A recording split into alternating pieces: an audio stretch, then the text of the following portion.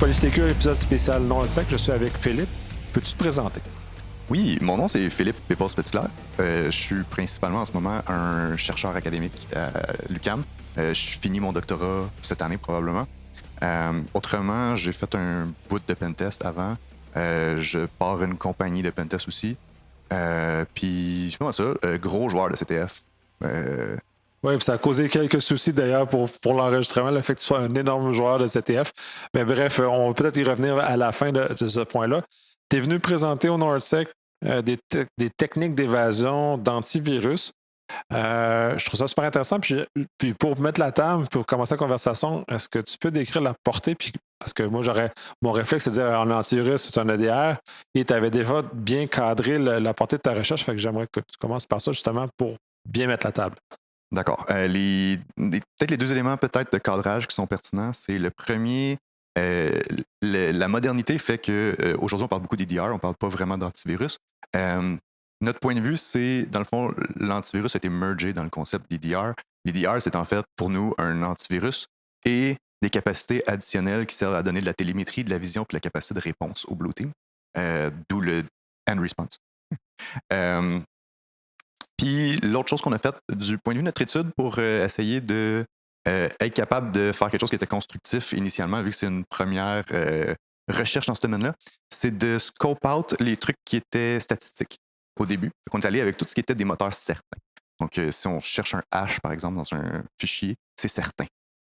Donc, on est allé avec cette idée-là en premier avant d'aller réinclure les modèles statistiques pour voir s'ils fit le modèle aussi. OK. Fait que tu as commencé ça sur la portée, puis ça, c'est clair. Fait que là, on n'est pas dans un modèle genre behavior magique de EDR. À partir de là, comment tu as procédé justement pour évaluer les différents moteurs que tu as testés justement pour commencer à faire la cartographie de ces stratégies-là?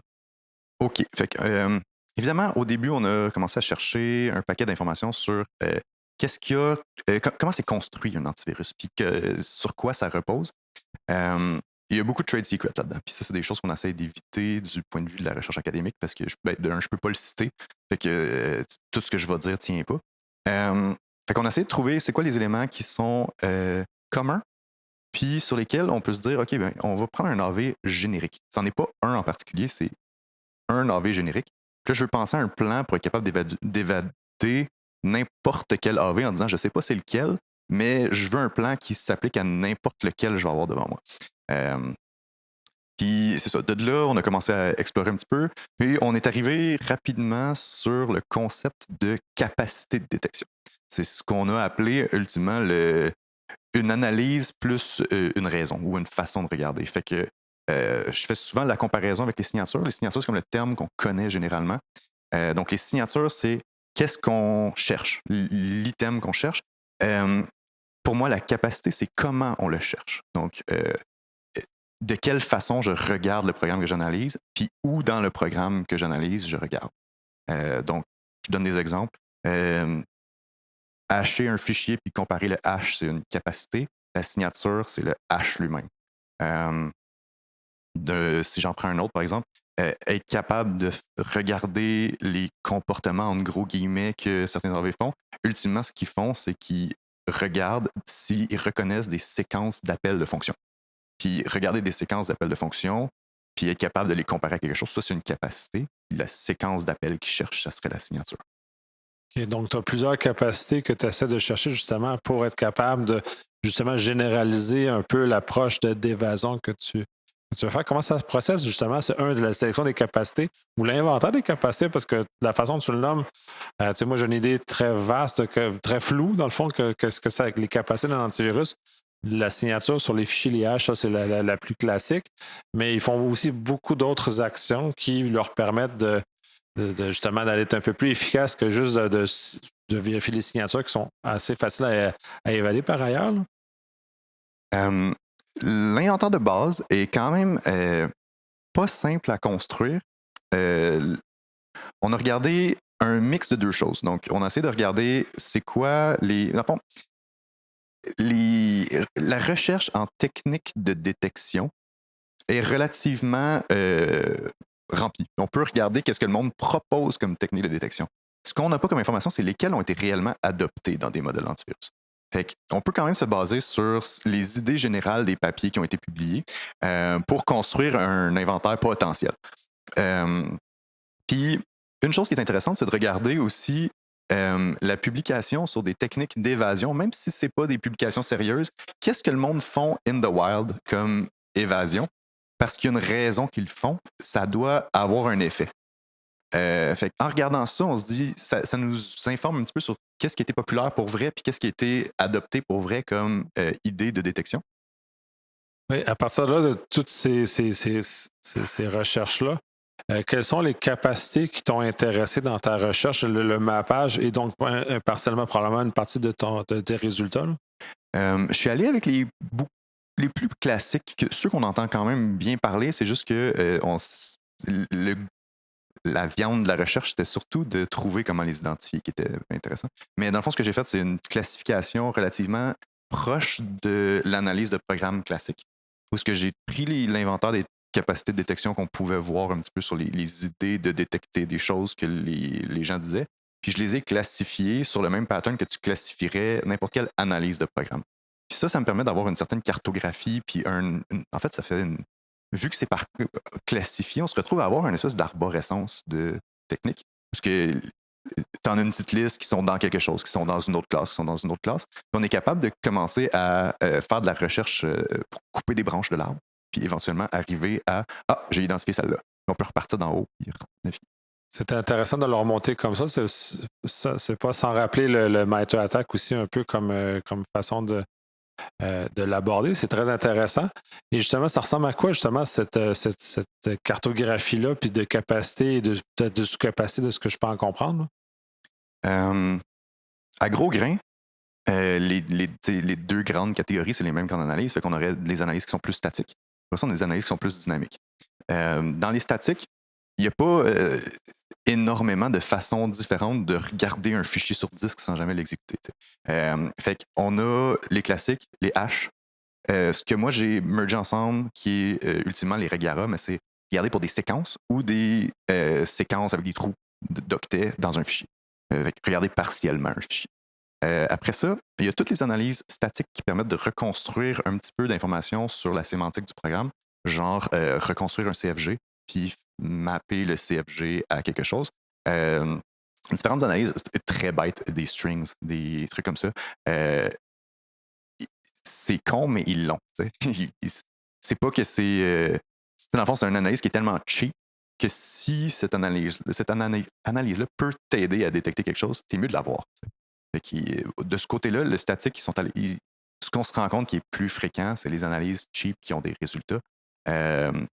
Mais ils sont très faciles à évader, généralement, ceux-là, parce que c'est facile de changer l'apparence d'un fichier.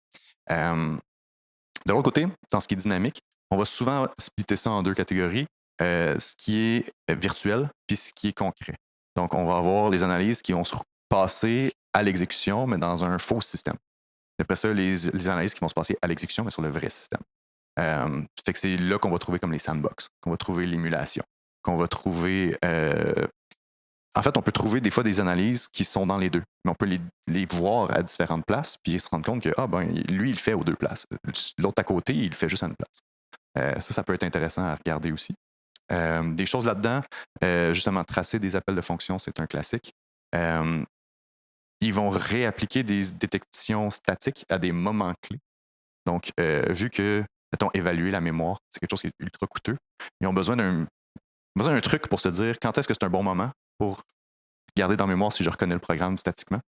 Fait qu'ils vont tracer des fonctions, voir une fonction particulière, puis dire à ce call-là, c'est probablement une bonne place pour checker. Fait que ça leur permet de checker moins souvent, mais de quand même regarder pertinemment. D'autres qu'on trouve. Les hookings de fonctions, donc littéralement profiler puis ramasser de l'information ou empêcher comme d'appeler telle fonction avec tel paramètre suivi de telle fonction avec tel paramètre, on va le bloquer littéralement. Ce genre de choses-là, ça se voit aussi. Il y a une façon de chatouiller l'antivirus de la bonne façon pour que tu te rendes compte que cette capacité-là est là. Ouais, ça, je pense que ça fait un peu le tour. C'est intéressant, justement, c'est cette façon de catégoriser, là, comme tu le mentionnes. Puis un peu aussi tout l'aspect sur lequel tu as insisté sur le fait qu'il essaie d'économiser autant que possible l'usage des ressources. Donc, il y a toujours un effort d'économie qui est inhérent à la sélection de la capacité qui est faite et comment cette capacité-là est implantée réellement dans ça. Maintenant que ces catégories-là sont faites, là, tu as pris des vrais antivirus et là, tu t'es amusé par rapport à ce genre de capacité-là à les tester. Ça ressemble à quoi ce genre de test-là? Ça, c'est une contribution on a appelé ça du probing, fait que du sondage en français, qui, dans le fond, nous, on a décidé de dire qu'est-ce qui arrive si je prends un programme, je regarde, il est détecté comment. Je modifie ce programme-là, puis je reteste une deuxième fois. Maintenant, est-ce que la différence entre les deux détections, si c'est la même ou si elle est différente, est-ce que je peux tirer de l'information de là? Puis, dans le fond, on s'est rendu compte que si on est clever sur le choix de la transformation qu'on fait entre les deux, on est capable d'aller sortir de l'information qui est vraiment pertinente. Fait que, on s'est rendu compte que il peut se passer deux choses. Si tu pars avec un programme qui n'est pas détecté, les deux choses qui peuvent se passer quand tu le modifies, c'est qu'il reste pas détecté ou il devient détecté. Ça donne de l'information. Parce que ta transformation a fait quelque chose qui l'a amené à être détecté ou qui a rien fait. Donc ça peut être pertinent. De l'autre côté, si tu pars avec quelque chose qui est détecté, il peut se passer trois choses en fait. Il peut devenir non détecté. Il peut être encore détecté avec la même détection. Ou il peut être détecté, mais avec une nouvelle détection. Parce que des AV, ça ne dit pas juste vilain, pas vilain. Ça dit pas vilain ou un identifiant. Puis les identifiants on peut les distinguer un de l'autre. Fait que de cette idée-là, on est capable d'extraire un petit peu plus d'informations avec le fait que ça dit plus que vilain, pas vilain. C'est intéressant justement cette classification-là. Puis pas en recherche, parce que je ne suis pas dans cet univers-là, mais plus dans la réalité terrain, la façon que les moteurs détectent, puis justement cette classification-là qui donne après est particulière et généralement, ils vont sur des grandes familles qui vont aller et non sur des éléments très spécifiques de mon expérience terrain. À partir de ces hypothèses-là, l'itération qui a été faite ressemble à quoi? Puis justement, comment tu as réussi à définir des balises et comment tu as réussi à trouver les places où les antivirus sont aveugles essentiellement? La façon dont on a fait ça, c'est qu'on a. En fait, on a mis sur un tableau les capacités de détection, puis on a dit faut les outplay. On s'est juste assis, puis on a figuré quelle ruse qu'on peut faire qui va juste jouer sur la limite, puis voir qu'il se passe quelque chose. Dans le fond, on veut juste créer une différence de comportement entre deux cas. Puis après ça, c'est d'être capable de. Si on a réussi à avoir une différence de comportement, est-ce qu'on est capable de vraiment remonter la chaîne puis s'assurer qu'on a isolé la bonne chose? Fait que des fois, c'est en ajoutant des préconditions à ce qui rentre au début du petit algorithme de sondage. Des fois, c'est en enchaîner plusieurs. Ça nous informe un petit peu plus. Mais si, mettons, je prends des exemples, je peux prendre les hashes parce que c'est un classique que tout le monde connaît, tout le monde peut relate, je crois. Comparer des hashes, c'est regarder le fichier au complet. Ça veut dire que si je sais pertinemment qu'une détection en particulier sur un fichier que je scanne, on sait qu'elle est détectée statiquement d'une certaine façon. Je peux modifier un byte dans ce fichier-là, n'importe quel. Je fais juste essayer de ne pas avoir d'effet sur le comportement du programme. Fait un exemple, je rajoute un 0 à la fin. C'est assez bête, mais le hash ne match plus. Fait que si je teste avant, teste après, puis que la détection est la même, je viens de conclure que cette détection-là n'était pas basée sur un hash. Dans les deux autres cas, elle l'était. Parce que les détections statiques sont assez simples. Tu vérifies si c'est une Yara, si c'est pas une Yara, tu tombes dans pas mal d'autres cas à peu près, à toutes les fois. C'est assez facile de faire des exclusions sur les 2-3 cas, puis après ça, le reste, c'est des hashes. Du point de vue statique, c'est ça qui va se passer. Du point de vue dynamique, ça peut être peut-être un peu plus intéressant. Un exemple, c'est tu identifies que quelque chose n'est pas détecté statiquement. Il va être détecté dynamiquement. Là, une chose que tu peux faire, c'est utiliser un packer ou ce qu'on appelle des crypteurs aujourd'hui. L'idée, c'est que tu chiffres ton payload ou le fichier initial, puis tu le déchiffres juste à l'exécution. Ça fait que quand tu le regardes, il n'y a aucun des bytes initiales qui sont présents, puis les bytes que tu détectais peuvent juste apparaître si tu exécutes. Ça fait que ce que tu peux faire, c'est chercher une situation où tu as quelque chose qui est détecté en tant que détection 1. tu le packs, puis tu le refais scanner. Puis s'il est encore détecté en tant que détection 1, donc la même paquet que pas paquet, tu sais qu'il se fait exécuter dans un sandbox. Puis tu es capable d'extraire le fait que, OK, cet AV-là a un sandbox, puis il l'utilise. C'est intéressant justement d'explorer ça comme ça. Puis là, c'est l'aspect moi, qui m'intéresse encore un peu plus, cette façon-là de. Puis d'un point de vue pure analyse des produits, du fait que tu as le contexte marketing, puis les capacités réelles du produit sont généralement pas à la même place. Et ça sert notamment à découvrir ça, par effet collatéral, d'arriver à détecter ce type de choses-là, justement, voir si les comportements sont ceux qui sont attendus, justement, parce qu'il va y avoir l'enchaînement en question. Et puis justement, parce que ce cas spécifique-là me chatouille. Est-ce que dans les tests que tu as faits, est-ce que tu as vu des différences entre les différents moteurs que tu as testés? Il y en a qui l'ont détecté ou que donc il y avait un sandbox effectif. Et est-ce qu'il y en avait d'autres qui n'avaient pas de sandbox justement effectif? Ils ont. Ouais, OK. Généralement, les trucs à très gros grains comme ça, est-ce qu'il y a une sandbox? Ils vont tous l'avoir. On va tous être capable de trouver un cas témoin qui nous prouve qu'il y a un sandbox qui est utilisé parfois. Ce qui peut être plus drôle, c'est que des fois, tu roules un bench au complet, tu te rends compte que cet AV-là, il détecte presque rien via son sandbox. Puis lui, à côté, il détecte beaucoup de choses via son sandbox. Donc, des fois, c'est juste le point de vue de marketing de dire on a cette capacité-là, on a du sandboxing, on a ce qu'ils appelle du behavior, ultimement, c'est regarder des signatures sur des traces. Puis regarder, en fait, l'ampleur de l'utilisation, ce qui veut dire, ultimement, c'est la banque de signatures associée à cette feature-là. Des fois, ils vont dire on a la feature. C'est vrai, la feature est là, mais la banque de signatures est tellement mince dedans que, ultimement, elle trigger jamais ou elle trigger presque jamais, même si elle est présente. Je ne suis pas prêt à dire qu'un antivirus dit on a ça puis ils l'ont pas. Souvent, c'est qu'il est juste pas utilisé ou pas leverage comme il devrait. Mais c'est intéressant. Ben, je trouve ça super intéressant parce qu'on voit que les philosophies d'implantation des composants dans les antivirus vont varier d'une compagnie à l'autre et justement pour des gains différents. Puis probablement, comme tu le mentionnes aussi, comme certains sont plus habiles avec une technologie qu'avec l'autre, vont mettre plus d'énergie. Donc, ils vont avoir des détections beaucoup plus grandes, même si les deux le détectent. Le chemin de détection n'est pas le même parce qu'il y en a un qui est spécialisé avec les sandbox, l'autre est spécialisé d'une autre façon. Et incidemment, ils vont mettre ils vont capitaliser sur leur connaissance plus forte et à ce moment-là, ça place des choses comme ça. Si on recule pour la recherche, parce que la recherche est toujours très intéressante, puis c'est un univers que je trouve très intéressant parce que c'est beaucoup plus rigoureux que ce qu'on fait normalement sur le terrain. Quand tu arrives dans des contextes comme ça, donc tu as été capable de mapper, ben, genre, lui, tu es capable de savoir que le moteur A utilise plus du sandboxing, le moteur B l'utilise moins. Comment tu répliques ça dans tes recherches, même si dans les deux cas, ils ont détecté disons, le changement d'un bit ou ils ont utilisé le packer, puis le packer est détecté des deux côtés, mais pas de la même façon. Comment tu le répercutes dans tes recherches? La façon qu'on a proposé une méthode qui est utile pour l'évasion, c'est qu'on a, en fait, une fois que tu détectes la présence, en fait, moi, je cherche la présence ou l'absence, la capacité, en me disant, si l'AV est capable, la bonne chose à faire pour moi, c'est de le blinder. Fait que si je suis capable de prendre chacune de ses capacités aveugles à ce que je fais, il va avoir de la misère à me voir. C'est ça l'idée. Fait que dans le fond, moi, si je fais juste regarder, ça existe-tu? Oui, non. Si ça existe, je devrais l'évader.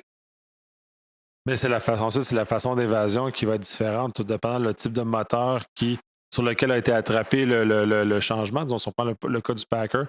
Si un A détecte ton code dans le Packer par le sandbox, puis le B le fait d'une autre façon, est-ce que ça a un impact sur ton regard d'évasion? On dirait que non. Mon point de vue, c'est de dire, OK, il y a un sandbox, lui, il y a un unpacker. Moi, je fais juste noter celui-là a un unpacker, celui-là a un sandbox. Puis dans ma routine d'évasion, je dis, OK, c'est quoi les techniques d'évasion reconnues qui mappent directement sur un unpacker? C'est quoi les techniques d'évasion reconnues qui mappent directement sur un sandbox? Puis ça, la littérature est assez claire, lesquelles mappent sur quoi. Fait que tu fais juste construire un set ou un ensemble de techniques d'évasion qui couvrent tout ce que tu as trouvé dans l'AV. Dès que tu couvres tout, il est comme aveugle.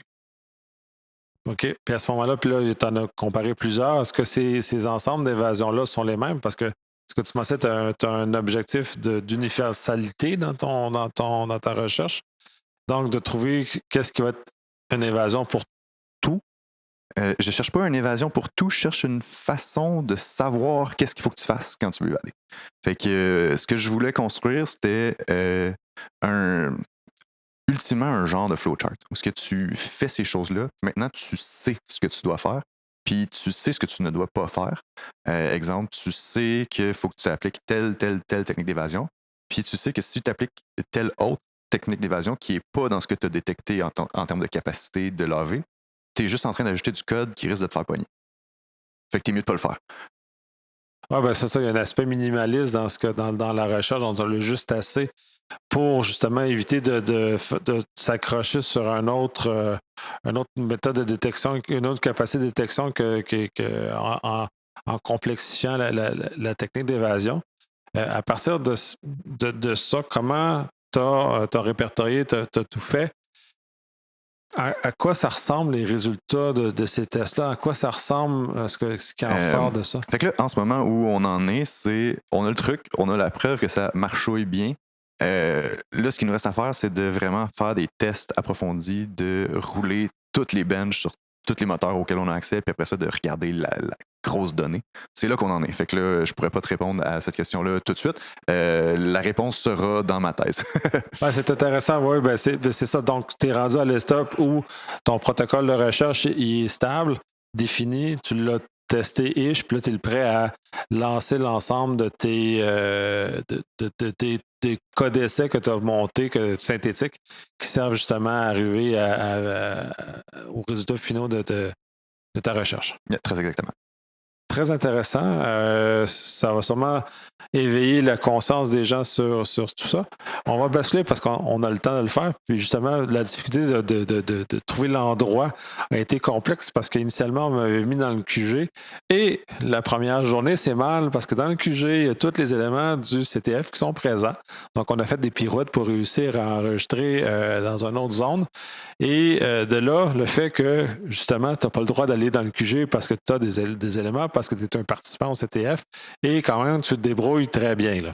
Ben, on a une équipe qui est très compétitive à NordSec. J'ai pas le compte au bout des doigts, mais dans les peut-être 10 dernières années, je pense qu'on n'a pas une seule fois pas fait le podium. Donc, on se débrouille bien, surtout à NordSec. On a une équipe assez stable qu'on essaye à devenir plus comme une communauté des gens qui font beaucoup de CTF à Montréal. Donc, on essaye de monter une équipe qui serait capable de qualifier au DEFCON. On a passé proche l'année passée, c'était une année d'essai, essayer de voir qu'est-ce que ça pouvait faire. Je pense qu'on a fini à 6 places de qualifier pour les finales de DEFCON. Malheureusement, cette année, ils nous ont mis le CTF de qualification de DEFCON la semaine prochaine. Ça va être difficile de motiver tout le monde. Oui, ben avec l'énergie et tout le fait d'avoir passé ça pendant le Nordic, c'est un peu embêtant. Et comment, disons, cette équipe-là qui est montée, puis ça fait, disons, une dizaine d'années, donc pré-confinement d'ailleurs, que vous œuvrez ensemble, qu'est-ce qui vous distingue comme équipe et justement, en quoi vous permet de vous qualifier ou potentiellement vous qualifier pour le DEFCON? On en fait beaucoup. On pratique énormément de CTF dans l'année. Bon, c'est sûr que là, on vieillit. Il y a des familles qui se créent. Ça rend les choses plus difficiles. Fait que peut-être qu'on a baissé à peu près de moitié en termes de participation à des CTF génériques en ligne. Mais on en fait encore beaucoup. Pas mal de meet-up entre nous pour partager de la connaissance, tester des challenges. Quand quelqu'un trouve de quoi de cool, parce que là, maintenant, tout le monde est rendu des professionnels. Fait que quand quelqu'un trouve de quoi de cool dans un pentest, il nous montre un challenge qui fait la même affaire, puis il nous déploie ça, puis il dit bon, pétez-vous les dents là-dessus. Il y a beaucoup de partage de connaissances à l'intérieur de l'équipe. Ton autre question, c'était qu'est-ce qui nous distingue comme équipe? OK, puis justement, pour permettre de vous qualifier jusqu'au DEFCON, parce que c'est quand même un feed qui est quand même intéressant, parce qu'il y a quand même une limite physique au DEFCON, et il y a des qualifs, comme tu le mentionnais, qui sont des étapes de filtrage préalable pour vous aider à vous rendre. On n'est pas qualifié encore, mais pas loin. Un jour, on va y arriver, je suis pas mal sûr. Une des choses qui nous rend souvent un petit peu plus efficace que d'autres, c'est notre propension à sortir de la boîte. On a vraiment tendance à chercher la solution weird. NordSec, c'est une compétition qu'on a proche du cœur, fait que on la connaît bien. Puis on connaît les organisateurs. Puis des fois aussi, on tombe sur des challenges, puis on dit on trouve la solution, on en voit une. On dit on prend-tu 3 minutes de plus pour voir s'il n'y en a pas un autre. Puis là, on regarde, puis on trouve un bypass qui fait qu'on fait un challenge qui est supposé prendre 6 heures en 30 minutes. Puis c'était pas prévu, puis nous, c'est notre bonbon. C'est ça qui nous fait vraiment plaisir, c'est ça qu'on cherche. Puis souvent, ça donne le edge. Oui, puis là, on est à l'ère de l'intelligence artificielle, on ne peut pas passer à côté de ça. Ça a un effet. Ça a un effet sur la conception des challenges, ça a un effet aussi sur les équipes. Comment cela a été intégré dans vos pratiques de participation des CTF? Bon, il y a une couple de points à ça, c'est le gros point de cette année. Emilio, dans le pas loin de Noël, je crois, a fait un announcement de NordSec pour dire cette année à NordSec, il n'y aura pas de réglementation concernant l'AI. C'est une année d'études. On va voir qu'est-ce qui se passe, mais on corrigera l'année prochaine si ça ne marche pas. De notre point de vue, on est du monde qu'on a appris pendant une dizaine d'années à faire ce qu'on fait en se pétant les dents sur tous les challenges qu'on trouvait. Et là, quand on tombe sur une affaire comme l'AI, ça nous pue un peu au nez. À toutes les fois on se dit on devrait l'utiliser, mais notre impression, c'est qu'à toutes les fois qu'on l'utilise, on se tire dans le pied nous-mêmes pour plus tard. Parce que la fois que le défi va être plus dur et pas solvable par l'AI, je ne l'aurais pas pratiqué ou je ne l'aurais pas appris suffisamment. Puis là, je vais être pris. Fait qu'on s'est toujours comme tenu loin. Puis là, à cause de l'announcement de cette année, on s'est dit, bon, ben, il faut se touler. Fait que dans les 2 derniers mois, tous mes collègues se sont mis à vérifier comment ça marche, qu'est-ce qu'on fait, comment on peut monter des affaires. On a investigué différentes stratégies de prompting, puis comment on harness ces patentes-là, qu'est-ce qui vaut la peine comme harness dans un contexte de CTF, selon le type de challenge, est-ce que des choses sont mieux ou pas mieux. Puis pour des gens qui viennent un peu de l'académique, c'est bizarre. Pour nous, c'est quasiment tout dans le bruit. On met énormément d'efforts pour savoir qu'est-ce qui est mieux comme stratégie de harnessing.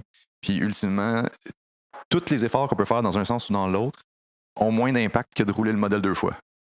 Et ça, on est tout le temps comme, qu'est-ce qu'on fait avec ça? C'est quoi les décisions qu'on est supposé prendre autour de ça? On est juste, on le roule 2 fois. Oui, c'est ça, c'est mystérieux parce que puis ce que tu fais écho est mon propre regard sur l'intelligence artificielle au niveau professionnel, où le fait de le faire donc, comme un sportif finalement, de le faire soi-même est plus avantageux quand on arrive en compétition que d'arriver en compétition connaissant pas les techniques, connaissant pas les choses, en espérant qu'on ait un avantage caché sur les autres en faisant ça de cette façon-là. Mais j'ai le même approche.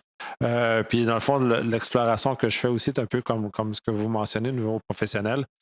Chercher où il y a des gains réels, puis finalement, tu arrives, puis il n'y en a pas de tant que ça.